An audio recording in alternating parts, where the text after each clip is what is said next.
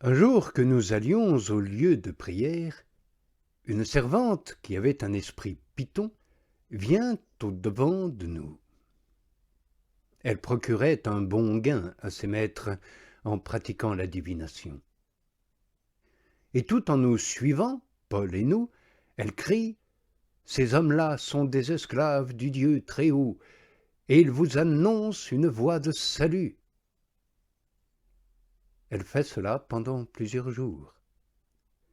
Excédé, Paul se retourne et dit à l'esprit « Je t'ordonne, au nom de Jésus, le Christ, de sortir de cette femme. » Et l'esprit sortit à l'heure même. Mais ces seigneurs, voyant disparaître leur espoir de gain, se saisissent de Paul et de Silas, les traînent sur la place publique, devant les magistrats, et les amènent aux prêteurs. Ils disent « Ces gens-là perturbent notre ville. Ce sont des Juifs qui annoncent des coutumes qu'il ne nous est permis ni d'accueillir ni de pratiquer, à nous qui sommes Romains. » La foule se soulève contre eux, et les prêteurs, après avoir fait arracher leurs vêtements, ordonnent de les battre de verges. Les ayant couverts de plaies, ils les jettent en prison, en donnant au geôlier la consigne de les tenir sous bonne garde. Ayant reçu pareille consigne, celui-ci les jette dans le cachot intérieur et leur fixe les pieds dans les ceps. Vers minuit, Paul et Silas, en prière, chantaient les louanges de Dieu. Les prisonniers les écoutaient. Tout à coup, une grande secousse survient, en sorte que les fondations de la geôle sont ébranlées. À l'instant même, toutes les portes s'ouvrent, et les liens de tous les prisonniers se détachent. Réveillé, et voyant ouvertes les portes de la prison, le geôlier tire son glaive, et il va pour se tuer, croyant que les prisonniers s'étaient enfuis. Mais Paul crie d'une voix forte « Ne te fais pas de mal, nous sommes tous là. » Le geôlier demande des torches, entre précipitamment, et, devenu tout tremblant, tombe devant Paul et Silas. Puis, il les mène dehors et déclare « Seigneur, que dois-je faire pour être sauvé ?» Ils disent « Crois au Seigneur Jésus, et tu seras sauvé, toi et les tiens. »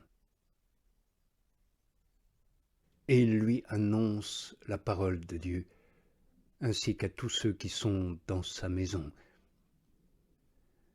Le geôlier les prend avec lui à cette heure de la nuit, lave leurs plaies, et il est baptisé, lui et tous les siens, à l'instant même. Puis, il les emmène chez lui. Il met la table, et il exulte avec tous les siens d'avoir cru en Dieu. Le jour venu, les prêteurs envoient les licteurs dire au geôlier « Relâche ces hommes ». Le geôlier annonce ces paroles à Paul. Les prêteurs envoient dire de vous relâcher.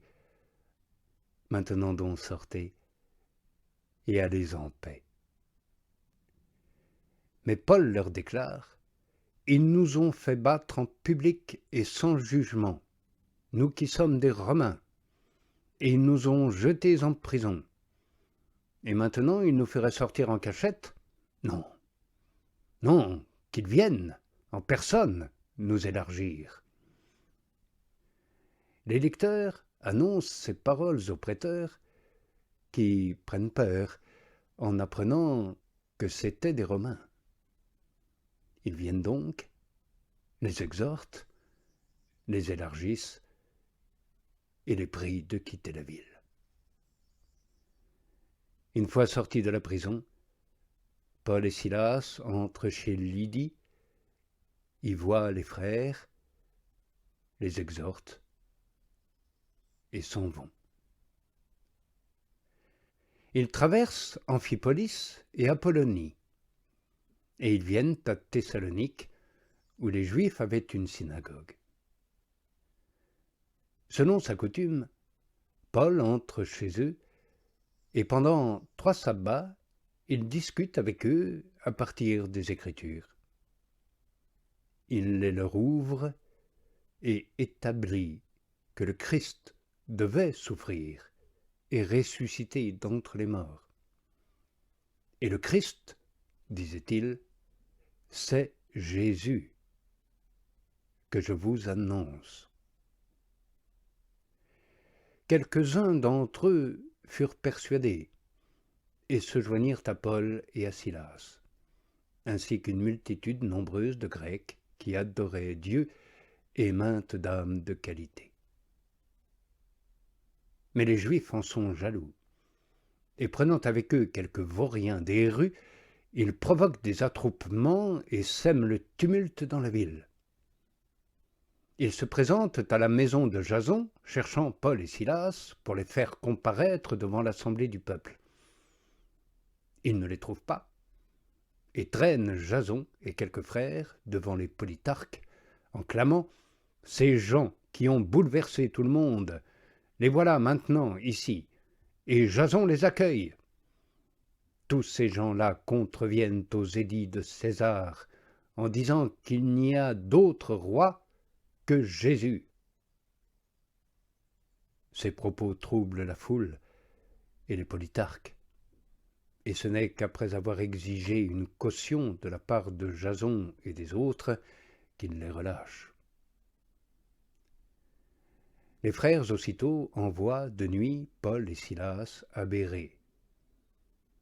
Arrivés là, ils se rendent à la synagogue des Juifs. Ceux-ci avaient l'âme plus noble que ceux de Thessalonique. Ils reçoivent la parole avec une extrême ardeur, interrogeant chaque jour les Écritures pour voir s'il en était bien ainsi. Beaucoup d'entre eux donc embrassent la foi, ainsi que des dames grecques distinguées et bon nombre d'hommes. Mais quand les Juifs de Thessalonique apprennent qu'à Bérée aussi la parole de Dieu a été annoncée par Paul, ils viennent là encore agiter et troubler les foules. Alors aussitôt les frères font partir Paul pour aller jusqu'à la mer. Quant à Silas et Timothée, ils restent là. Ceux qui escortent Paul l'amènent jusqu'à Athènes. Et après avoir reçu l'ordre pour Silas et Timothée de venir vers lui au plus vite, ils s'en vont.